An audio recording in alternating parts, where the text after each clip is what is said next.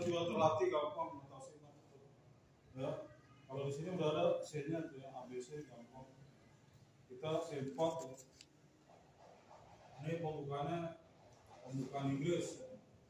Nah ini kalau di catur pembukaan, kalau yang umumnya itu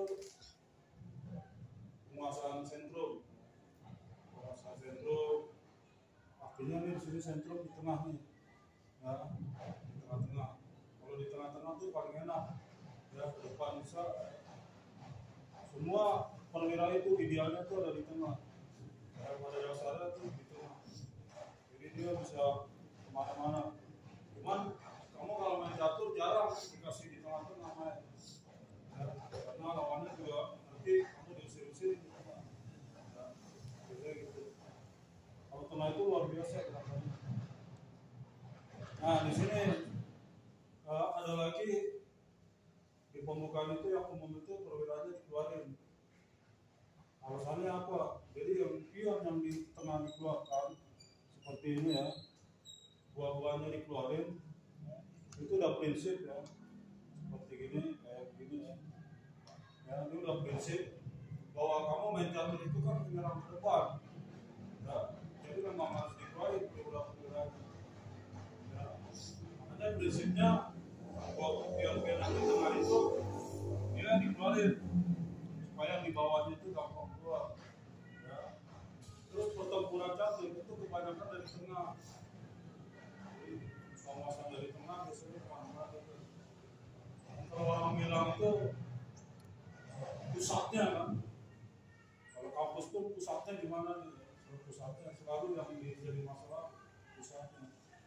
Jadi sentrumnya ya. Seperti gini gambarannya. Itu gambaran umum pembukaan. Ya, supaya buah-buah yang di bawahnya keluar. Semua pembukaan sama, prinsipnya sama.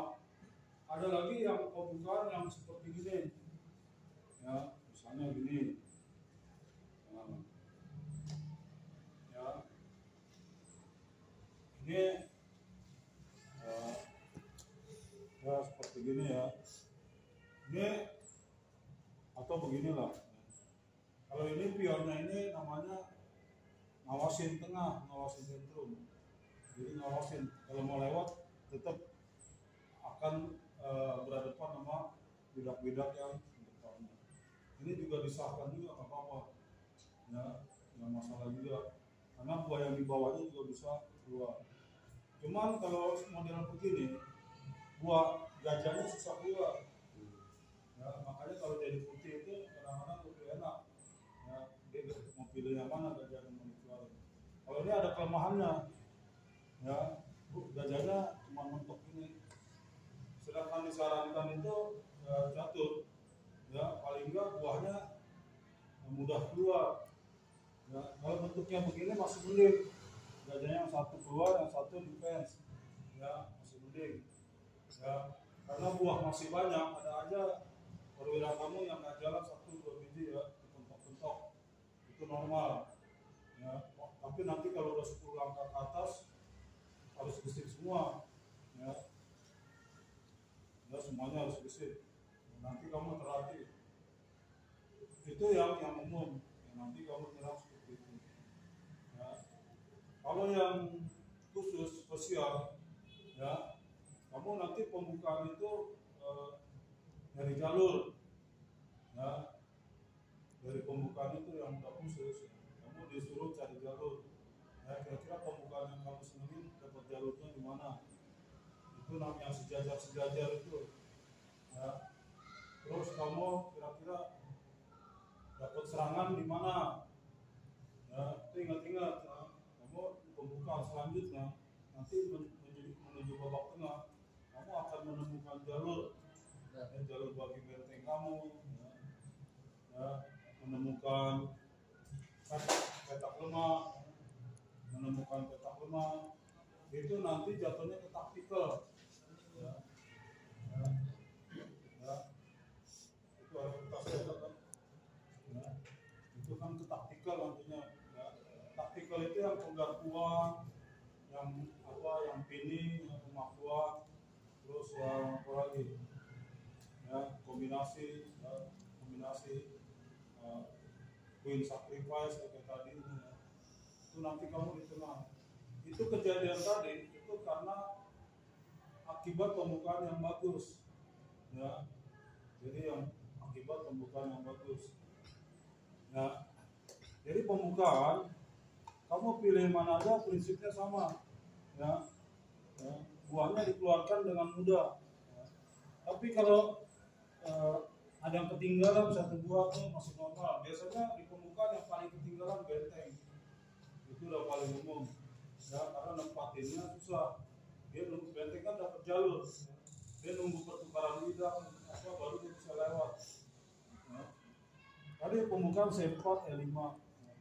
Ini pembukaan Inggris.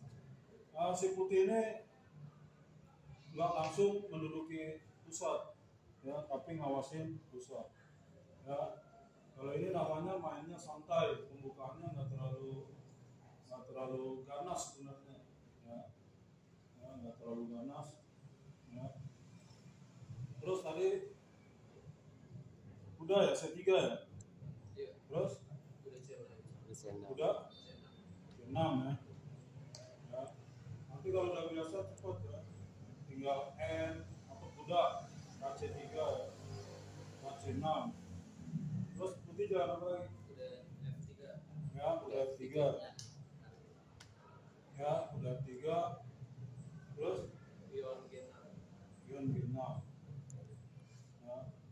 Kalau kita lihat sepintas ya di pembukaan itu, kenapa kamu sering lihat itu kuda yang dimainkan duluan daripada gajah? Kalau kuda itu pertama dikeluarkan, kebanyakan masih ke wilayahnya sendiri ya. Serangannya masuk ke wilayah sendiri, makanya dia lambat. Jadi nanti kalau dia tempur, dia itu ketinggalan nanti kuda kan. Kalau nyerang itu kan royokan ya, mempersempit ruang gerak lawan ya. Kalau mempersempit ruang gerak lawan, kamu butuh banyak perwira. Kalau perwiranya ketinggalan, itu makin sulit ya. Makin banyak perwira, mempersempit ruang gerak lawannya makin gampang ya. Kayak kuda makanya kuda juga nalarnya kebanyakan ke arah tengah ya, ke arah tengah supaya kerjasamanya cepet ya, kerjasamanya cepet. Kalau naruh gajah sih sah-sah aja ya. Cuma biasanya dia agak setelah kuda biasanya sih